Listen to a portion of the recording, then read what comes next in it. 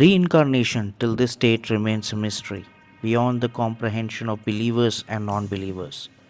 It is believed that the child prodigies, Mozart, who composed simple music at the age of 4, and the 17th century mathematicians Blaise Pascal, who had outlined a new geometrical system by the time he was 11, may have been reincarnations of talented people from the earlier time.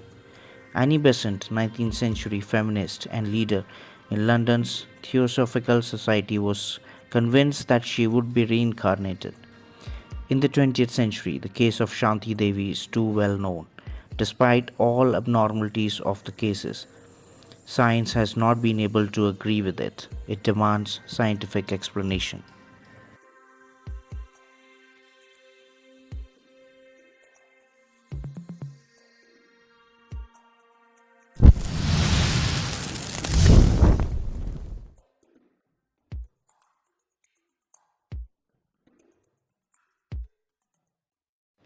Shanti Devi was born in Delhi, India. As a little girl in the 1930s, she began to claim to remember details of her past life. According to these accounts, when she was about 4 years old, she told her parents that her real home was in Mathura, where her husband lived, about 145 kilometers from her home in Delhi. Discouraged by her parents, she ran away from home at the age 6, trying to reach Mathura. Back home, she stated in school that she was married and had died 10 days after having given birth to a child. Interviewed by her teacher and headmaster, she used words from the Mathura dialect and divulged the name of her merchant husband, Kedarnath. The headmaster located a merchant by that name in Mathura who has lost his wife Lugdi Devi 9 years earlier, 10 days after having given birth to a son. Kedarnath traveled to Delhi, pretending to be his own brother, but Shanti Devi immediately recognized him and Lugdi Devi's son. As she knew several death details of Kedarnath's life with his wife, he was soon convinced that Shanti Devi was indeed the reincarnation of Lugdi Devi.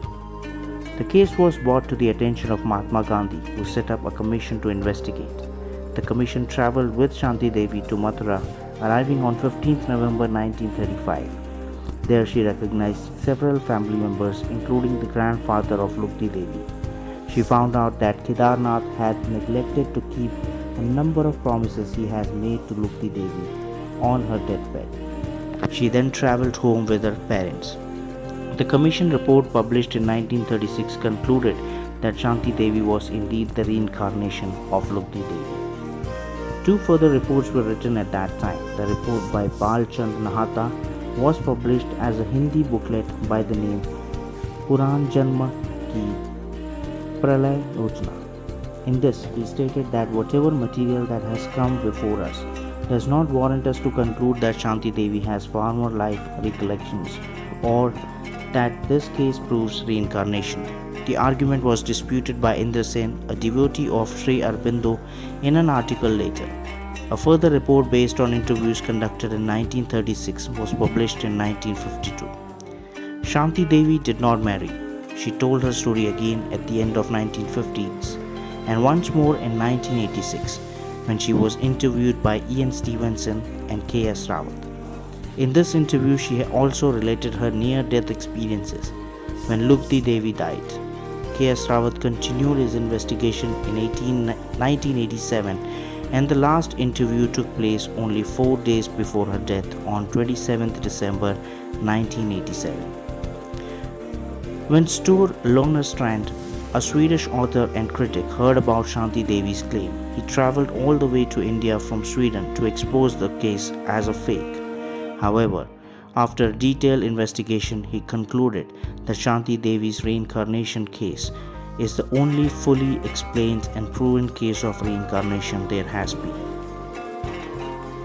While there has been no scientific confirmation of the physical reality of reincarnation where the subject has been discussed, there are questions of whether and how such beliefs may be justified within the discourse of science and religion. Some champions of academic Parapsychology have argued that they have scientific evidence, even while their detractors have accused them of practicing a form of pseudoscience. Skeptic Carl Sagan asked the Dalai Lama what he would do if a fundamental tenet of his religion, reincarnation, were definitively disproved by science. Dalai Lama answered, if science can disprove reincarnation, Tibetan Buddhism would abandon reincarnation. But it's going to be mighty hard to prove reincarnation. Sagan considered claims of memories of past lives to be worthy of research, although he considered reincarnation to be an unlikely explanation for these.